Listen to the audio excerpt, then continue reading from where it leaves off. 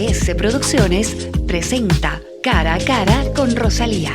Un saludo cordial, queridos amigos. Este es el último programa del año y lo hacemos con entusiasmo, pensando en lo que pasó, pero sobre todo en lo que vendrá, en cuáles son las perspectivas que tiene nuestro país desde el punto de vista económico, desde el punto de vista financiero, social, de estabilidad. En fin, hay muchos de los temas que podríamos tratar, pero nosotros hemos escogido sobre todo el área económica y queremos hacer este análisis sobre algunos temas como producción, logística, la eficiencia energética y el pulso de nuestra economía. A lo largo del programa conversaremos con especialistas y hablaremos de cómo se movió nuestro aparato productivo, cuáles fueron los desafíos y oportunidades. La noticia casi de fin de año es que somos el primer país exportador de camarón, ¿no? Ya hemos vencido a Vietnam, a varios países del Asia, es decir, y hablamos también de un Producto Interno Bruto mejor que lo que teníamos en años pasados. Esto nos da algunos indicadores interesantes, pero queremos hablar en primer lugar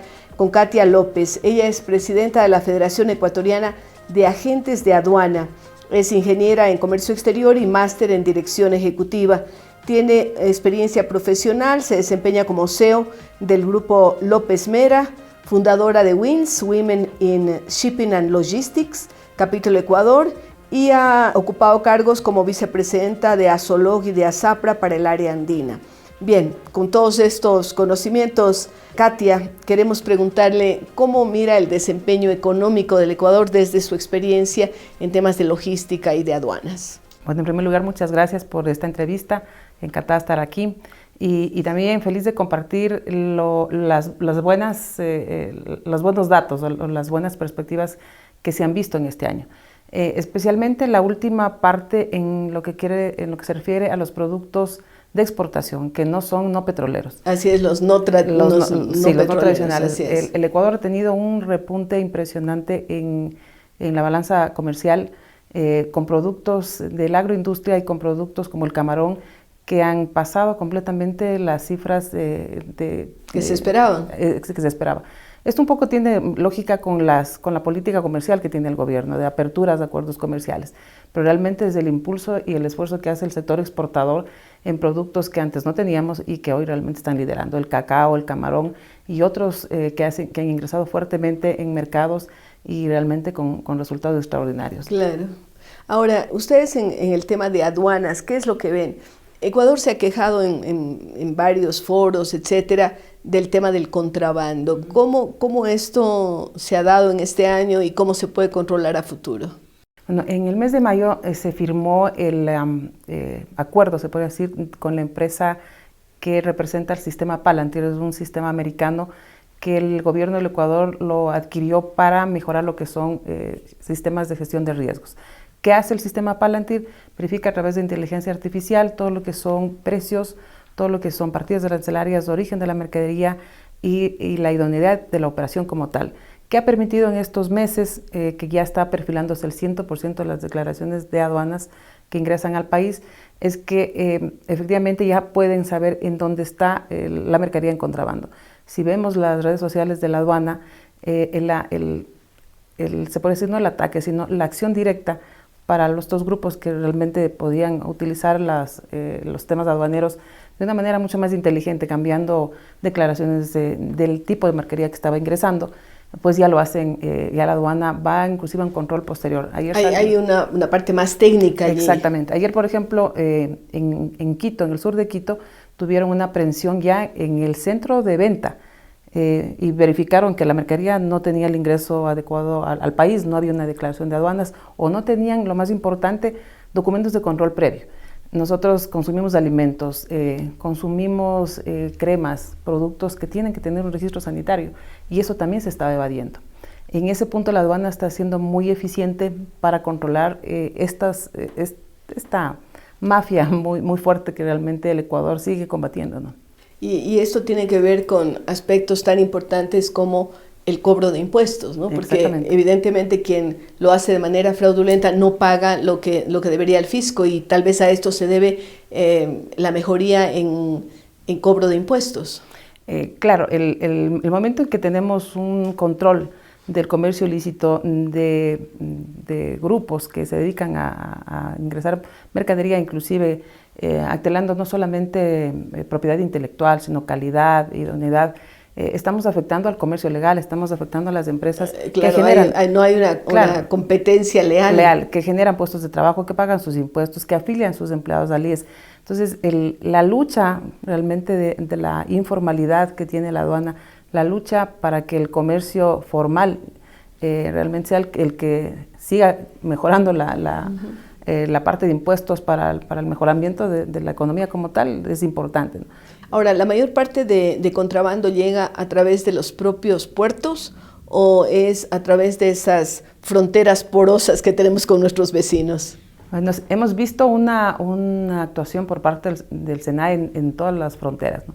La mayor parte, se podría decir que el 70% del comercio internacional entra a través de los puertos marítimos, del puerto de Guayaquil, que está con casi el 90% de la operación marítima del país. Pero tenemos también una fuerte comercialización en las dos fronteras, tanto el tanto 40% la norte, más o menos. No, el aéreo también es muy fuerte. Sí. En el aeropuerto de Quito manejamos mercadería, por ejemplo, perecedera. Pero tal vez ahí es menos fácil el contrabando, ahí ¿o no? No es una cosa tan habitual. ¿Por qué? Porque vienen los productos, medicinas, claro. Vienen, por ejemplo, perecederos, animales vivos, vienen repuestos específicos, viene aprovisionamiento de aviación, entonces no es tan fácil, ¿no? Pero, por ejemplo, ahí ha ingresado también los temas de courier, con este incremento vertiginoso del comercio electrónico a nivel mundial, pues también es muy complicado no solo para la aduana del Ecuador, sino para todas las administraciones controlar efectivamente eso. Hay empresas de courier obviamente muy prestigiosas que cumplen todos sus procesos, pero también el sistema ha encontrado algún mecanismo para unas empresas más chiquitas que pueden ofrecer un régimen que es el 4x4, que no es para comercializar, sino es para beneficiarse, por ejemplo, los migrantes y las personas que traen de vez en cuando una carga, pero también se han visto permeadas. Entonces la aduana está controlando eso y las empresas courier formales están tratando de ayudarle también al Estado para que esto se vaya regulando. Ahora, ¿cuáles son los objetos o las mercancías que son más susceptibles de contrabando? Por ejemplo, prendas de vestir, alimentos, productos de belleza. ¿Electrónicos? Electrónicos también. Los electrónicos pueden ingresar justamente por la parte del courier. Antes no lo hacían, hoy sí. Pero en el marítimo hemos visto cargamentos que han encontrado la aduana enormes de celulares o de juegos electrónicos. Entonces hay demasiada permeabilidad, se puede decir, ropa usada que la declaran de otra forma y no es permitido, es de prohibida importación, pero también se ha encontrado. ¿La gente está importando ropa usada? Eso lo hacen las empresas que hacen contrabando. Y eso obviamente es uno de los factores que la aduana ha insistido mucho en eso. Oí también hace algunos años el tema de los cigarrillos y de los licores. Ah, claro. O sea, eso, por ejemplo, el tema de cigarrillos es un problema enorme a nivel mundial. Seriosísimos, porque además se afecta la salud. Es tremendo, ¿no? ¿Por qué? Porque vienen contenedores, varios contenedores de miles de cigarrillos, por ejemplo, chinos, que no tienen ningún registro sanitario. Y en eso la aduana ha sido uno de los puntos también más... Que son más dañinos, pero decían que más del 60% de los cigarrillos que se consumen en el Ecuador entran por contrabando. Y ahí entran por el puerto. ¿Y cómo se puede controlar eso? ¿Cómo, eso es lo desde la experiencia que tiene usted como presidenta de la Federación Ecuatoriana de Agentes de Aduana, cómo? Porque eso está afectando también a su profesión. Claro. Por ejemplo, ¿qué hicimos nosotros en el caso nuestro y a nivel de Federación de Agentes de Aduana? En este año hicimos un convenio y estamos trabajando con un sistema también de riesgos basado en inteligencia artificial, un poco parecido a lo que tiene el gobierno, que es Palantir. Nosotros trabajamos con el Publican. Es un sistema que ya trabaja en varios países, en varias aduanas, y que nos permite revisar lo primero, la idoneidad del proveedor. Si el proveedor existe en el exterior, a qué se dedica, toda la referencia. O sea, el rastreo de la huella, exactamente. ¿No? Entonces, nosotros, en el caso de nuestra empresa, cuando tenemos una duda de qué está trayendo el importador o qué es esto, cuando no es una empresa que habitualmente trabaja con nosotros, pues hacemos ese barrido. Y en ese punto también le hemos ofrecido a la aduana trabajar en conjunto, porque si tenemos dos sistemas que están ya tratando de mitigar este riesgo que que es evidente, que es latente, pues vamos a tener un comercio más claro, más formal, ¿no? Y vamos a poder ayudar a la aduana a todos estos controles. Hemos hablado de lo que entra, pero y de lo que sale, y la contaminación por el tema del narcotráfico también es un tema que a ustedes les toca. Sí, bueno, en nuestra legislación no es obligatoria la presencia de un agente de aduana en los procesos. Sin embargo, cada vez más vamos participando mucho más en los procesos. ¿Por qué? Porque vamos ayudando a mitigar justamente estos riesgos. Y lamentablemente el tema de contrabando, de la contaminación es un problema serio. ¿Qué se hace? Pues se cuida la cadena logística en un 100%. Desde el momento que la mercadería se retira de la fábrica, pues se recorren internamente bajo estrictas medidas de seguridad, candados satelitales, escoltas, custodias, llegan a los puertos, se hacen las inspecciones y se van. Pero no se sabe en qué parte del puerto, porque puede ser en el puerto, puede ser en alta mar, puede llegar a contaminarse. O sea, la inversión que hacen ahora las empresas exportadoras para cuidar este tema tan delicado de la contaminación es muy alta, ¿no? Es verdad. Para finalizar, ¿qué panorama ve usted para el próximo año y los subsiguientes en temas de comercio exterior y del desempeño económico del país? Primero, contenta con el 3.5 que aparentemente vamos a cerrar. Increíble, ¿no? Sí, vamos a cerrar el año con el PIB. Creo que son unas muy buenas cifras para el Ecuador. El comercio exterior es fundamental para el desarrollo, para el crecimiento. Creo que la política comercial del gobierno en todos los acuerdos que tenemos firmados y los que vendrán son los que nos van a ayudar, y tenemos que tener la visión justamente de poner nuestros productos en el exterior, que tienen muchísima calidad, que son valorados mucho más afuera en Europa que muchas veces aquí en el país, ¿no? Y si vamos por la misma línea del crecimiento de exportaciones, que ya la veo realmente muy fuerte, esa es nuestra principal, se podría decir, la bandera de mejoramiento en las finanzas.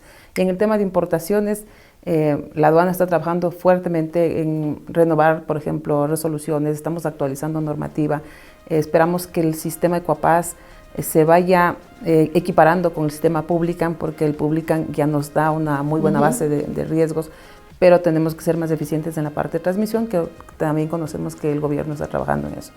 Así es que tenemos buenas expectativas en lo que viene, y obviamente como sector y como los principales actores de la cadena logística, nosotros somos auxiliares de la función pública, somos el brazo ejecutor de la aduana, representamos a todo el sector productivo a través nuestro. Se generan todas las operaciones, tanto importaciones como exportaciones, pues tenemos una enorme responsabilidad en contribuir para que estos objetivos del país se cumplan. Excelente. ¿Hay muchas mujeres en su trabajo?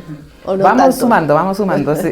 Porque era un trabajo más de varones, ¿no? Sí, era completamente varones. Hoy sí tenemos un porcentaje muy alto, estábamos con un 30%, estamos llegando a un 40%. Y se va creciendo. Y vamos creciendo, así es. Qué bueno. Bueno, muchas gracias, un feliz año. Y Gracias. con ustedes, queridos amigos, seguimos luego de una pausa. Nos estamos muriendo, la gente está muriendo. Ni una caja de guantes podemos tener para nuestros pacientes.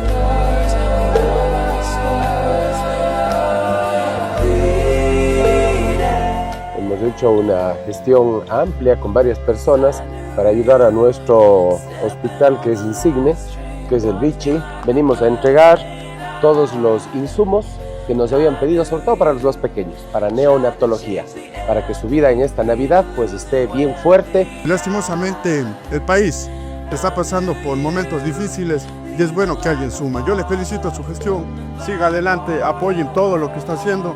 De mi parte, creo, y de mi familia, un gran apoyo para usted. Gracias por la gestión y por no abandonar a nuestro pueblo. Es el único alcalde aquí en Cuenca que se ha movido, está haciendo todo, y yo de lado le agradezco mucho. Y esto les invito para que sea un tema de solidaridad de todos, de ayudar a nuestro hospital, el Vicente Corral Moscoso.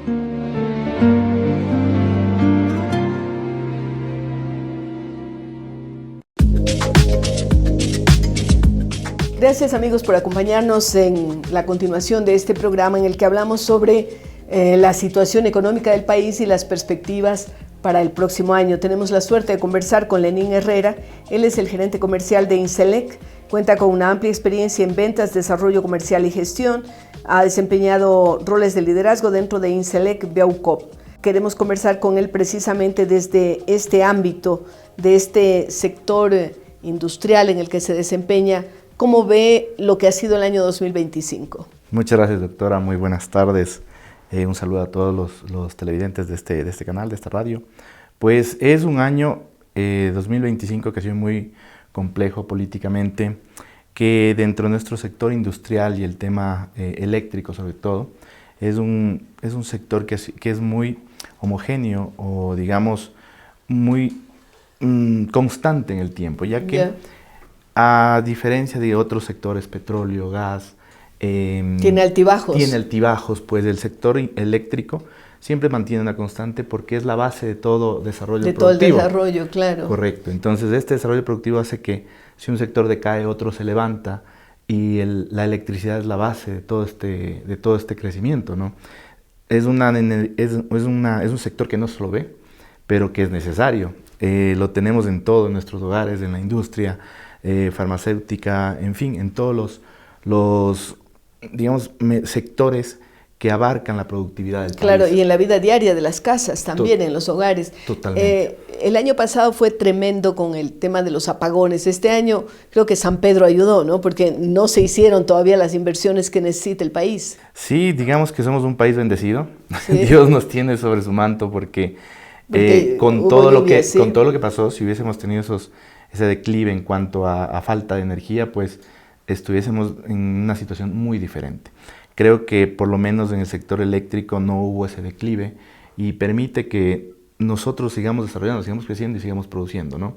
Nosotros, digamos, como Inselec somos una empresa que ya aporta al país 48 años y dentro de este sector pues hemos ido creciendo en cuanto al mismo avance tecnológico que vive el país, ¿no? Porque ustedes están en temas de soluciones eléctricas y también electrónicas. Correcto. Nosotros como Inselec tenemos la parte industrial que producimos. Producimos al país porque producimos lo que son gabinetes metálicos para todo lo que envuelve la parte eléctrica en el sector. Y dentro de esta solución hemos crecido y actualmente ya desarrollamos o digamos, nos apalancamos en marcas muy fuertes como General Electric, que son internacionales para lo que son soluciones para la eficiencia energética. Es decir, nosotros aportamos con equipos y soluciones tecnológicas que aporten a la eficiencia, a mejorar el rendimiento energético de las industrias. ¿Para qué? Para mejorar su productividad y también con esto pues mejorar todo lo que tiene que ver al proceso, al consumo eficiente de la energía. Qué importante es eso. Ahora, un país para que realmente progrese tiene que invertir más. ¿Cómo ha sido esa inversión en su sector, por más que sea estable, pero tiene que ser un estable con crecimiento? De lo contrario, se produce un estancamiento del país. ¿Cómo ha sido este año? Este año, digamos que ha habido poca inversión en cuanto a lo que es el desarrollo tecnológico. Creo que se enfocaron hay un enfoque del país en otros sectores que son prioridad, ¿no? Podemos hablar de seguridad, pero el tema energético es algo que no debe dejarse por encima o dejarlo descuidado. Tiene que venir de inversiones tanto del Estado, mejorar el parque energético, el sector energético, e impulsar también el tema de las leyes que ya están aprobadas. Pero están aprobadas las leyes. ¿Qué es lo que está faltando? Porque aparentemente el sector privado ahora puede invertir con tranquilidad en el sector eléctrico. Sí, digamos que un poquito más de control y seguimiento a estas leyes. Creo que es lo que hace falta. Este año se incorporó dentro de las leyes mejorar el tema del factor de potencia, que muchas empresas, eso ayudó, digamos, al crecimiento de nuestro sector para aportar con soluciones, pero que en realidad se tiene que tener un control por parte de las entidades gubernamentales para que esto se cumpla. Porque, por ejemplo, digamos que lo que se hace es indicar al usuario que el factor de potencia debe subir, caso contrario habrá penalidades, pero muchos de estos usuarios lo que hacen es pagar la penalidad, sin darse cuenta que primero es una afectación al país porque es una energía que no se está aprovechando, y segundo es dinero que lo están prácticamente botando a la basura. Si es que esto lo invirtieran en tecnologías para mejorar el factor de potencia, pues esto tendría un retorno, porque esto a la final es una inversión que paga la penalización de la empresa eléctrica y con el tiempo va a ser ya un ahorro por parte de estas empresas, industrias. Ahora, los indicadores económicos del Ecuador son bastante buenos este año, ¿no? mejores de los que se preveía, porque se pensaba que iba a ser un desempeño tremendo, porque tuvimos paro, porque tuvimos elecciones, porque tuvimos otra vez que ir a las urnas, el contexto mundial tampoco ayuda, ¿no? La guerra de Ucrania, la guerra en el Oriente Medio, la imprevisibilidad de las políticas de los Estados Unidos, todo aquello incide en el país indudablemente, pero hemos visto que el Ecuador sí ha crecido este año a diferencia de años anteriores. Sí, creo que viene mucho de la pujanza de nosotros como ecuatorianos, ¿no? El sector privado. Del sector privado, de poder salir adelante, de creer en el país, de poder aportar y seguir sobre todo, no yendo a la par del primer mundo, pero sí viéndolos de manera como ejemplo, ¿no? En este caso podemos ver, o sea, desde el sector eléctrico ya el tema de carros eléctricos. Uh-huh. ¿Cómo va ese tema? Ya va en aumento, ¿no? Si lo vemos, si la percepción de nosotros es que antes veíamos un carro eléctrico una vez a la semana, una vez al año, usted ya regresa a ver y son 2, 3 unidades, 4 unidades, y dentro de los índices, pues es el segmento que más ha crecido. Y allí para empresas como la suya el tema de electrolineras y otras tiene que ser importantísimo, ¿no? Totalmente, vienen de la mano porque ya cuando hay una demanda que crece, pues también debe haber una oferta que vaya de la mano. Uh-huh. Viene ya con el tema de, digamos, ya viene de leyes que promocionen e impulsen el tema de electrolineras. Creería yo que en poco tiempo ya se estarían inaugurando electrolineras. Ahora vemos los centros comerciales, los nuevos, pues ya tienen espacios para conectar. Ya tienen el espacio y hospitales nuevos. O sea, toda la infraestructura que viene tiene que de adecuarse. Ahora en adelante ya está adecuada, ya viene con estos equipos. ¿Qué porcentaje, usted sabe, del parque automotor será eléctrico en el país? No lo tengo claro, pero viene en crecimiento. Sé que viene en crecimiento, es un dato que sé que el año pasado creo que creció un 20-30%, fue el que más creció en el sector automotriz. Y son vehículos chinos, pero también de otras partes, ¿verdad? Sobre todo chinos, porque los chinos son los que principalmente tienen la tecnología que han venido desarrollando muchos años. Hay marcas que se han sido impulsadas y han crecido muchísimo. Son líderes en China, ya son líderes en Europa, se han adaptado a esa cultura china al mercado occidental, donde antes sabíamos que el chino no era apetecido por espacio, comodidad, por calidad. Ahora vemos ya muchos productos chinos que son realmente de muy alta calidad. Bueno, ya sabemos, prácticamente China se ha posicionado como que, ¿qué quieres? ¿El caro, el económico o el muy, muy, muy barato, por decirlo así? Y eso es en todos los productos. Entonces, como usuarios debemos estar conscientes de que cuál es el impacto de escoger entre uno y otro. Podemos estar ahora ahorrando en inversión inicial, pero el impacto que yo tengo a futuro con respecto a repuestos, a garantías, a eficiencia, que es algo que nosotros pregonamos o que siempre andamos hablando, pues debe ya el usuario estar consciente de eso. Esto viene desde los hogares, ¿no? Desde los elementos que ustedes compran, desde luces, televisores, neveras, en fin, todos los equipos. Entonces yo creo que ese es el futuro, el que nosotros como usuarios debemos de empezar a ver y a poder distinguir uno de otro para tomar la mejor elección. Hemos hablado un poco de lo que es la actualidad. En ese futuro, ¿cómo ve el próximo año desde el sector suyo, desde el sector eléctrico, para el desarrollo del país? Ya poniéndose en un plano, digamos, esto ha pasado este año, el año anterior tuvimos ese declive enorme por la falta de energía eléctrica. ¿Qué va a pasar el 2026? Dentro de nuestra expectativa con 2026 para el sector eléctrico va a ser muy bueno. Creería yo, ¿y por qué? Porque son muchas inversiones que no se hizo este año. Y que tienen que hacerse. Y que tienen que hacerse obligatoriamente, porque si no se mejora, si no se da mantenimiento a lo que se tiene, si no se crece en el sector energético, pues normalmente siempre acá en Ecuador hemos tenido un año bendecido de lluvias. Y otro medio seco, ¿no? Y otro medio seco. Entonces es probable que, de acuerdo a las estadísticas, daba que este año iba a ser seco. No se dio. Probablemente, hay una probabilidad que el próximo a mediados impacte este fenómeno climático al país. O sea que tienen que hacerse las inversiones de urgencia. Tienen que hacerse. Tanto el sector público como el privado. Tanto el sector público como el privado. El privado creo que ya ha tomado resguardo de esto y mucho viene en tema a la factibilidad que han dado las leyes a que puedan por lo menos ahora producir su propia energía. Claro. Entonces eso ayuda muchísimo a que Porque digan, inclusive a las empresas mineras y todo se les está exigiendo como cláusula de contrato que provean su propia energía, que encarece un poco para ellos, pero que también les da la seguridad de no tener apagones, ¿no? Correcto. ¿Y qué es lo que más impacta? Y tomando ese tema del apagón, muchas veces la inversión que se hace es mucho menor a tener un declive por falta de energía. Y se basan sobre todo en las horas de producción. En el sector petrolero, si conocemos que una hora de pérdida de energía o pérdida de producción son millones de dólares. Así es. Lo mismo pasa en el sector industrial. Cuando ya ven que la energía no hace falta o no se tiene en 1 hora, 2 horas, 3 horas, imagínense 7, es muchísimo más las pérdidas que haber hecho una inversión inicial de tal vez una energía renovable y a tiempo. Sí, correcto. Entonces usted ve un buen año. Sí. La expectativa, y siempre como parte del sector privado siempre vemos con optimismo cada año, ¿no?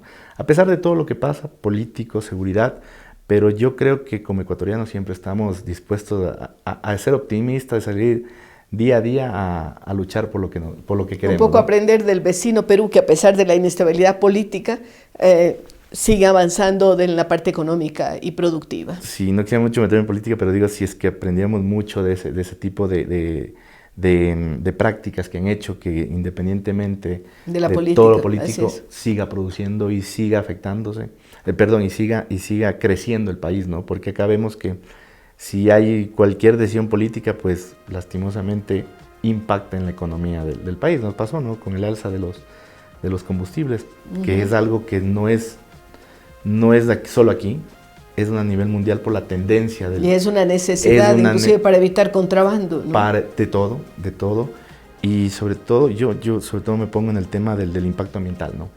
Este impacto ambiental que generan estos combustibles fósiles, y que a la final va a hacer que el costo de estos combustibles ya se va a ir migrando al tema eléctrico, y que el eléctrico viene un crecimiento en desarrollo de autonomía en kilómetros ya bastante bueno. Entonces, esto ayuda a que se cambie la matriz, ¿no? del país. A no es ser indudable. Entonces, muy bien, así es que hay año.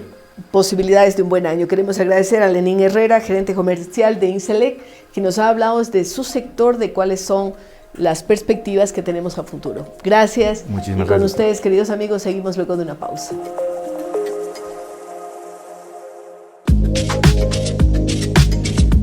Gracias amigos por continuar con nosotros en este programa en el que estamos hablando sobre lo que ha sido el 2025. Este es nuestro último programa del año y queremos hablar con el economista Mauricio Pozo, quien tiene también una maestría en economía, tiene una amplia experiencia tanto en el sector público como en el privado y en el académico. Ha sido por 2 ocasiones ministro de Economía y Finanzas del Ecuador, fue embajador también del Ecuador ante los Estados Unidos y tiene una larga trayectoria. Bienvenido Mauricio a este programa. Rosalía, un gusto estar aquí a la orden. Bueno, la idea es en este último programa del año hacer un análisis de lo que ha sido el 2025. Parece que no acabamos tan mal, al menos en números económicos. Bueno, tal vez para empezar, el año anterior fue un complicado año. El 24. El 24 hubo recesión económica, en parte por el problema energético que tuvimos. La economía decreció 2%. Este año 25, que está por terminar, tiene un efecto que se llama rebote del año pasado. Probablemente crezcamos al 3 o al 4, lo cual es un ritmo importante, pero obviamente hay esta suerte de resorte del año anterior. Y por lo tanto, siempre en economía hay que ver un poco dónde estamos y hacia dónde vamos. Así es. Y el año próximo, todas las estimaciones del Banco Central, del Fondo Monetario, del Banco Mundial, etcétera, apuntan a que el país crecería al 1.5, 1.8, que lamentablemente es el crecimiento que hemos tenido en los últimos años. O sea, este año es excepcional. Es excepcional por la razón que estoy citando. Aparte del resorte, ¿por qué más es excepcional? Porque las actividades entraron en un proceso de recuperación nata después de un problema que se tuvo el año pasado. Tuvimos también un primer periodo con precios un poco más altos del petróleo, que eso también ayudó. las exportaciones privadas pero se eso han es comportado importante bien. y eso podría seguir el próximo año. Es decir, sabemos que somos líderes en camarón, en banano. En la exportación privada, la exportación yo te diría privada que es sí. maravillosa. Sí, creo que las expectativas. Y eso no será un son buenas. efecto resorte. Yo creo que eso puede continuar el Podría próximo año. mantenerse, veamos el ritmo al que se mantienen, pero un poco me estaba refiriendo al tema del petróleo. Bueno, el petróleo parece que tenemos ahí medio difunto, tenemos un ¿no? problema de fondo. Que no si ha habido no hay inversión. un cambio de fondo y de forma al tema de Petroecuador, es el tema de recuperar producción, le veo complicado. Y el petróleo en el precio no depende de nosotros, depende del mercado internacional. Somos Sí, pero la producción sí marginales. depende de nosotros y ahí vamos mal. Ahí lamentablemente no nos ha ido bien. Pero el año próximo, como decía, es un año de un crecimiento histórico que para países grandes, países más desarrollados, el caso de Europa del Norte, qué sé yo, podríamos decir no está tan mal. Pero el Ecuador no puede darse el lujo de crecer al 1.5 o al 1.8, tiene que crecer al 5 o al 6. Es la única manera de generar opciones de empleo, que es una preocupación de todos, y opciones de reducción de pobreza importante. Creo que eso hay que tomarlo en cuenta. Eso no quiere decir que el gobierno no ha hecho nada. Yo creo que el gobierno ha hecho bastante, ha tomado buenas acciones. Ha generado confianza en el sector productivo. Sí, ha tomado decisiones difíciles inclusive, pero si ves el entorno y ves que esto es un rompecabezas con muchas piezas, lo que se ha atacado son algunas de esas piezas y falta, yo diría, la mayoría. Hay que hacer parte por parte, me imagino, ¿no? Es un tema de esfuerzo del gobierno, sí, Sí. pero también es todo el país. O sea, no es solamente ellos. Así es. Es No, el sector empresarial, agroexportador. los que hacen opinión, los gremios, el sector académico también. Es decir, Eso quiere decir que cuando nos juntamos sí podemos hacer las cosas más o menos bien. es parte de lo que yo quisiera decir, Rosalía. Yo creo que el presidente Noboa empezó con un acercamiento a grupos no tan fáciles. El mismo correísmo fue parte de las conversaciones que tuvo con alcaldes, Porque la con idea es prefectos. conversar también, ¿no? Yo creo que el diálogo ahora se vuelve una situación y un elemento fundamental en la Necesario. forma como se pueda salir esto si no tenemos un acuerdo básico sobre temas generales. Yo le veo complicado que podamos salir de la situación que estamos. A ver, ¿qué es lo que debe hacer el gobierno para el 2026? Por ejemplo, acabamos de hablar con un experto en tema eléctrico y dice invertir en el sector eléctrico, porque la suerte que hemos tenido de que San Pedro nos ayude con las llaves abiertas, tal vez no la tengamos el próximo año. Bueno, hay sectores que a veces les llaman estratégicos, que yo a ratos soy escéptico, porque digo, cuando no quieren hacer nada es todo estratégico. Pero lo de fondo es que sí se requiere ahí una inversión importante, sin duda. Creo que hay que hacer una reforma estructural a la rigidez del presupuesto del Estado. Si tú restas del presupuesto la nómina, el gasto en la operación del Estado, los subsidios, el pago de la deuda, lo que te queda para inversión es muy poco. Es decir, que el Estado colabore para que el país se recupere, le veo como un tema no fácil y difícil. Entonces la estructura del Estado es un tema. Las reformas, la reforma a la seguridad social, la reforma al tema laboral, el rol del Estado que está metido en cosas. Son complicadas No esas son reformas. fáciles, Ahora, no son fáciles. Pero hay algunas luces. Por ejemplo, hay una ley de alianzas público-privadas. ¿No crees que ese puede ser un resquicio para que haya la inversión por parte de los privados aliados con los públicos, inclusive a nivel local, como las alcaldías y los consejos provinciales, para hacer la pequeña hidroeléctrica, para hacer la carretera? ¿Se puede hacer? Verás, yo creo que son instrumentos válidos, las concesiones de las alianzas público-privadas de inversión extranjera directa, en algunos casos, si es que el andamiaje legal lo permite, la apertura de capital, se puede hacer, pero tú, creo yo, tienes que acompañar eso con otras acciones. Sí, pero estamos convencidos de que ya no va a haber esa asamblea constituyente, ¿no es cierto?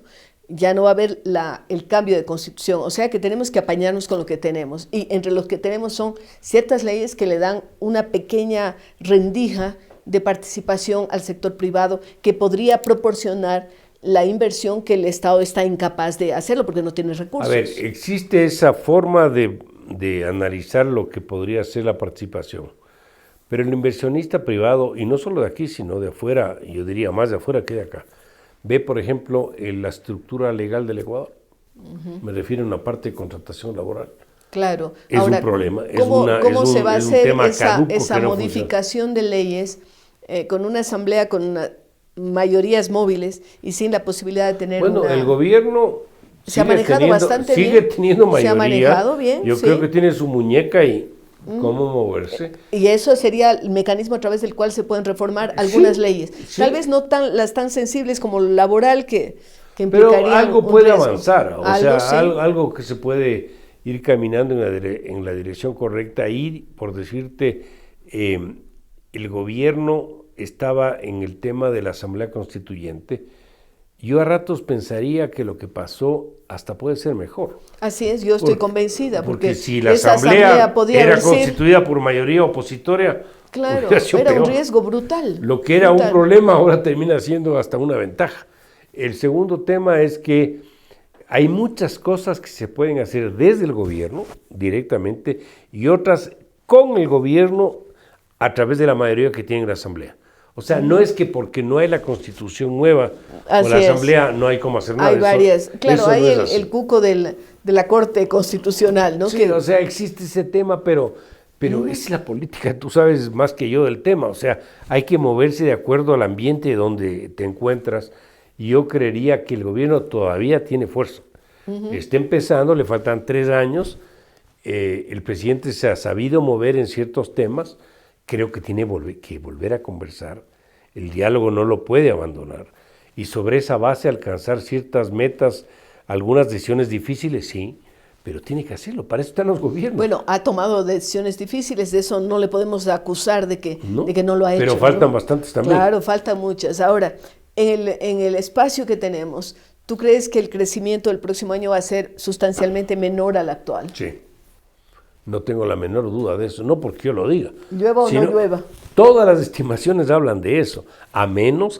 Porque también las predicciones del año pasado con relación a eran malísimas. Yo me acuerdo estar sentada aquí con varios expertos que nos decían el 2025 va a ser peor todavía. Nos decían esto. Bueno, yo dije que va a ser mejor, pero no tan bueno como podría ser. Así es. Pero también tampoco se sabía cuál era la profundidad del año pasado. Caímos en el 2%. Así es, caímos. Había algunos que decían que no va a caer, entonces decimos, caímos en el 2% y ahora llegamos a un 3, a un 4%, es decir, nos hemos recuperado de ese menos 2 a más 4. Algún positivo tuvimos. Óyeme, sí. Menos 2 a más 4, pero verás, eso en matemáticas elementales es algo bueno. El 20 que tuvimos la pandemia caímos al 9. Claro, claro. Y el 21, pero eso cayó el mundo entero, ¿no? Yo sé, pero el 21 subimos en el 9, un poco, décimas más, décimas menos. Logramos compensar después de una crisis terrible. Así es. Ahora estamos hablando, sí de un problema el año pasado,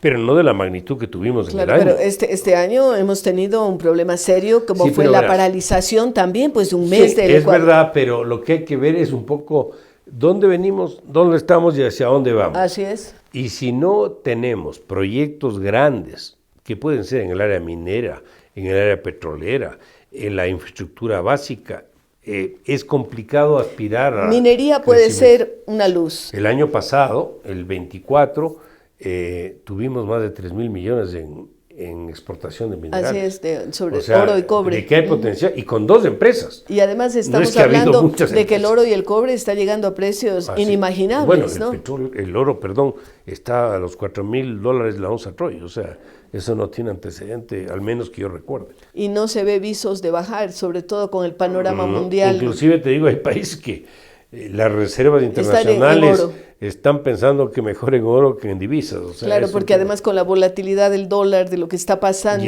¿Y el oro está ahí? Bueno, hemos hablado del Ecuador. Un poquito para ir terminando, ¿cómo ves al mundo desde el punto de vista de todo lo que está ocurriendo con la política norteamericana, con el avance de China, con las situaciones de conflictos mundiales? ¿Cómo ves al mundo? Es una pregunta difícil. En América Latina yo te diría, hay avances por un lado, pero también hay situaciones de incertidumbre por otro. No hay claridad de qué pueda pasar, lo que está pasando estos días en Honduras, por ejemplo. No sabemos cuál va a ser el resultado, pero claro, todavía Honduras no está... todavía siendo un país relativamente pequeño, pero bueno, está Argentina, sabemos lo que está ocurriendo ahí. México es un país grande, el segundo país más grande de la región, que tiene su régimen, que ya sabemos por dónde va. ¿Habrá cambios en la política en Colombia, habrá que en ver. Chile? Chile, el señor Boric está saliendo, Kast parecería que es la opción, veamos qué ocurre. Estados Unidos, con su política, yo creo que sí le va a golpear un poco a la activación económica de ese país. Pelearse con el comercio internacional no es una buena decisión por concepto. Y pensar solo en la balanza comercial tampoco es una buena decisión, pero hay que verle en perspectiva cómo va eso. Al mundo.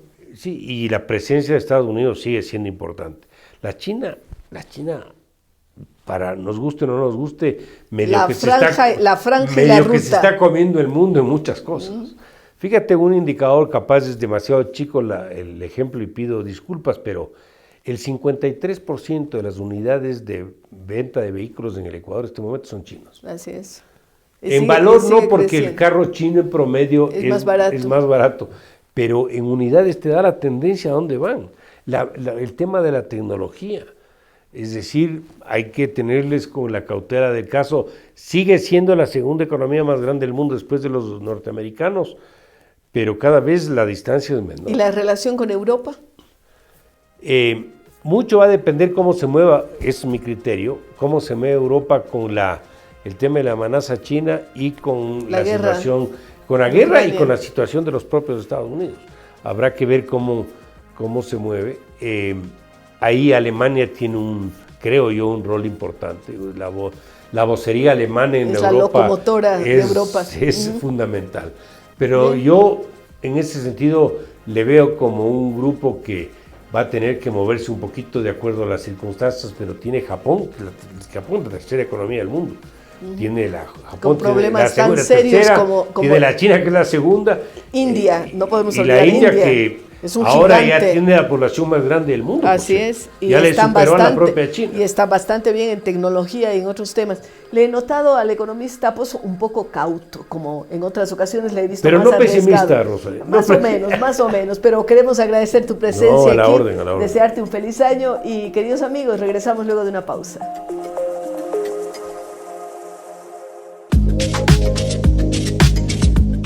Qué interesantes entrevistas sobre las perspectivas pasadas y futuras para el país, y veremos ahora algo interesante en nuestro segmento cultural.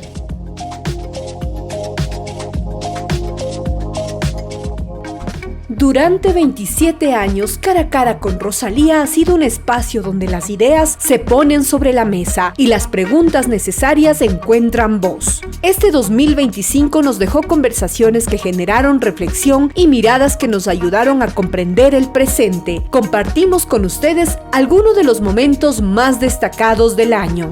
300 años de manuscritos. Y la fama mundial de estos documentos se debe a que entre esos 1000 tenemos aproximadamente un cuarto de ellos, un poco más de 200 copias, unas 220, 230 copias, que son el testimonio físico más antiguo de la Biblia hebrea en el mundo, físico, ¿no? Y obviamente tenemos varias copias de un mismo libro, del libro de, por ejemplo, del Salmos, tenemos 36 copias, del libro de Deuteronomio, que es el quinto libro del Pentateuco de Moisés, unas 30, del gran profeta de Israel, Isaías, tenemos 21, así que estamos realmente frente a un descubrimiento inusitado. Fue un hallazgo fantástico. Fantástico. ¿Los rollos se descubrieron todos al mismo tiempo o hubo un proceso? No, se van porque son varias cuevas, ¿no? Son varias cuevas y podemos decir que hay una competencia no declarada entre beduinos, que ellos comenzaron. Son los primeros, claro. Son los primeros y los arqueólogos.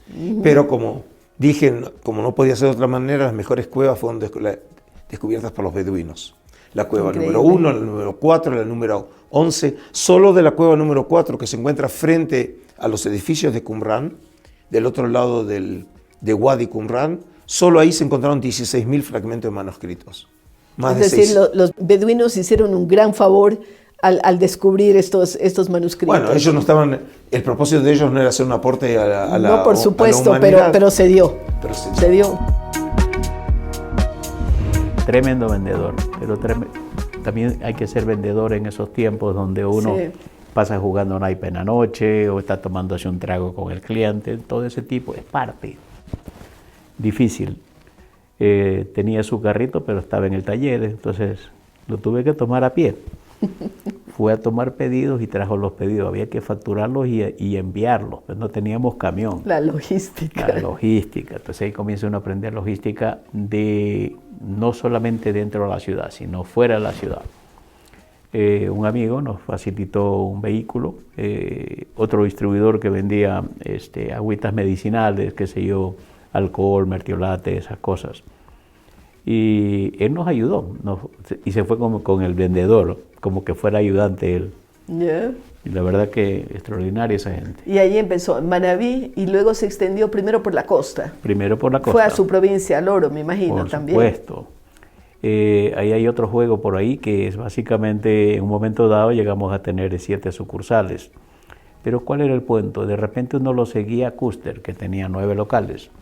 O de repente también veía como en el fútbol. En el fútbol, ¿cómo es? Bueno, uno juega de local o juega de visitante. Entonces, si era de visitante, no podía vender mucho, porque el local vendía. Entonces decidió jugar al local. Irme al local. Y funcionó bien. Sí. Bueno, mi padre y yo teníamos un lazo de cariño y de amor muy fuerte entre los dos. No sé por qué mi papá, bueno, claro, fue la niña, la única niña mujer que tenía, entonces fue muy cariñoso conmigo y era un padre extraordinario. Preocupado de detalles. Hoy era detallista. Sí. Era detallista y quería que yo tenga todo. Entonces era una niña mimada. Yo fui una niña súper mimada, pero no... Pero eso no la ha echado a perder, por supuesto. Eso te digo, felizmente. Mimada, sí. Pero no malcriada. En 2026 seguiremos abriendo espacios, escuchando nuevas voces y generando diálogo. Gracias por acompañarnos. ¡Feliz 2026! Ahí nos juntamos, todos salíamos emparejados de la facultad. Sí. Artista con artista. Artista con artista. Y usted tiene 3 hijos. 3 hijos, sí. Artistas. También Esteban, Paul y Sergio. Paul es el que mayor da interés al... Bueno, él ya se dedicó por completo al arte. Al arte, a la pintura. Sí. Y los otros 2 a la arquitectura. A la arquitectura. Como pero que tiene que ver también, es un arte, ¿no? Sí, como decía un amigo, dice, por fin hay un artista en esta casa, refiriéndose a Paul.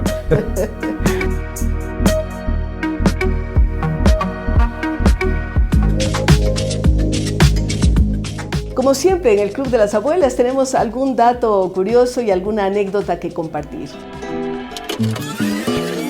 Bueno, yo me llamo José Mayorga Barona y tengo 3 hijos y cada uno de ellos han tenido la gentileza de darme 2 cada uno, o sea, en total tengo 6 nietos.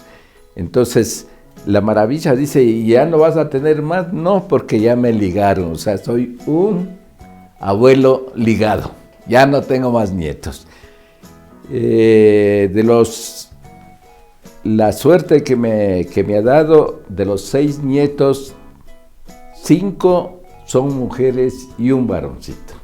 De las 2 mujercitas, la primera ya está en los 20 años. Actualmente está en Australia, en Sydney, donde ha habido un tiroteo o algo fantástico. Nos llamó y estaba nerviosita. La otra acaba de graduarse. Esas son las 2 nietas de parte de mi primera hija. Y de mi segunda hija tengo el varón y una mujercita que todavía están estudiando. Y de mi varón que conservan el apellido, lamentablemente salieron otras 2 mujercitas y se va a perder el apellido. La una tiene 12 años y la otra tiene 7 años y son súper pilas.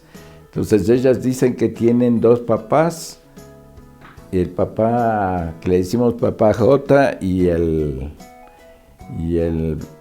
papito Pepe, porque mi primera nieta no podía pronunciar ni papito ni pepito, así que se inventó y me dijo Pepe, así que me dicen el papito Pepe. Mi especialidad es ser médico, y mi profesión es ser médico y mi especialidad es ser anestesiólogo y he tenido la fortuna de darles la anestesia y yo siempre les he dicho que a todos mis nietos y a todos mis hijos el primer beso que han recibido en su vida ha sido de su papá y ahora de su abuelo. Toditos han nacido en mis manos. Esa es una experiencia maravillosa y según la tradición dice que le cortaron el ombligo y lo guardaron y después me dieron a comer, entonces yo soy ciego por mis nietos, ¿no? Es una maravilla.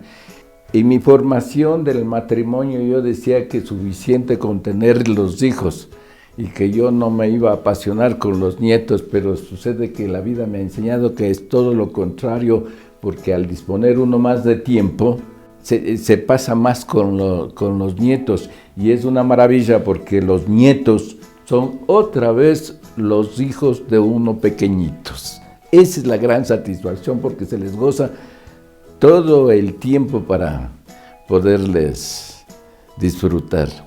Bueno, yo vengo de una familia numerosa, somos 10 y yo soy el último. Con mi abuelo y con mi padre no tuve muchas relaciones porque tanto mi abuelo como mi papá murieron en 1959 cuando yo tenía 10 años, entonces casi no disfruté. Yo he disfrutado de mis hermanos, que éramos 5 hombres y 5 mujeres, y ellos me contaban todo lo que había sido mi papá. Y mi abuelo tampoco, no. Para mis nietos, que son otra vez mi energía, ellos son la razón de vivir, porque cada abrazo, cada beso que me dan la energía suficiente para seguir viviendo. Ellas son mi alegría de vivir.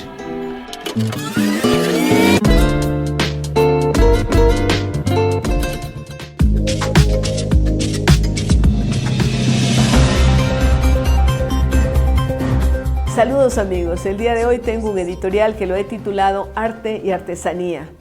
Me gustan las ferias, donde siento el sabor de lo popular, el aroma de lo hecho en casa, las tradiciones preservadas y también los nuevos diseños, el dialogar personalmente con los artesanos y artistas, con los agricultores, con quienes valoran el tarro de miel sin aditivos, el pan fresco, las verduras cuidadosamente cultivadas, es algo que lleva alimento a nuestros espíritus. Pues bien, eso es lo que he sentido este último fin de semana cuando en el tradicional barrio de Bella Vista, en los jardines de la Casa Artes, liderada por Shirma Guayasamín, se llevó a cabo la feria Trazos y Huellas, con una selección espectacular de objetos de arte, de elementos artesanales escogidos con primor y esmero, porque cada pieza que allí se exhibía y que estuvo a disposición del público, se sentía como parte de una muestra o colección armónica de gran belleza. Organizar una feria no es nada fácil y seguramente hay mucho trabajo para que fluya bien esa relación entre quienes exponen y quienes asistimos a solazarnos y también a adquirir piezas hermosas destinadas a ser parte de nuestros hogares o a regalárselas a quienes consideramos especialmente. Una feria de esta naturaleza es también dar la oportunidad a quienes exponen de mostrar sus obras, de sentirse valorados como artistas y artesanos de diversa índole, lo que es parte de una experiencia que queremos resaltar. En esta feria, que la recomiendo de manera amplia, se pueden observar cuadros y piezas de arte realizadas en diversos materiales, objetos de barro y de metal, la utilización de residuos como materias primas para ser convertidos en obras de hermosa factura. La riqueza de lo expuesto da pie para que sigan realizándose más de estos espacios en los que el espíritu y la vista se recrean y nos sentimos orgullosos de la creatividad de los ecuatorianos. Bien por el entusiasmo y el trabajo de Shirma Guayasamín en la hermosa Casa Artes. A lo largo de este recorrido hemos visto que el país enfrenta desafíos. También tenemos sueños importantes y oportunidades que se abren para los ecuatorianos. Queremos también decir que nosotros continuamos con nuestro concurso de excelencia educativa, ahora el 18º a nivel nacional y el 13º iberoamericano. Ustedes tienen cómo participar en las direcciones que aparecen en pantalla. y queremos también pedirles que nos visiten en nuestras redes sociales. Queremos terminar el programa de hoy con un poema de Juan Ramón Jiménez, destacado poeta español, Premio Nobel de Literatura en el año de 1956, y el poema que les traemos hoy se titula El viaje definitivo. Y yo me iré, y se quedarán los pájaros cantando, y se quedará mi huerto con su verde árbol y con su pozo blanco. Todas las tardes el cielo será azul y plácido, y tocarán como esta tarde están tocando las campanas del campanario.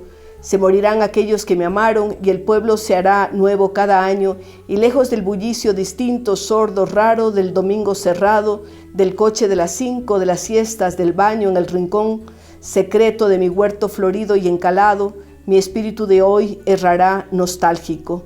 Y yo me iré y seré otro sin hogar, sin árbol verde, sin pozo blanco, sin cielo azul y plácido, y se quedarán los pájaros cantando. Bellísimo, ¿verdad? Bueno, les deseo un feliz año a todos. Gracias por habernos acompañado a lo largo de todo este año. Esperamos verlos el próximo.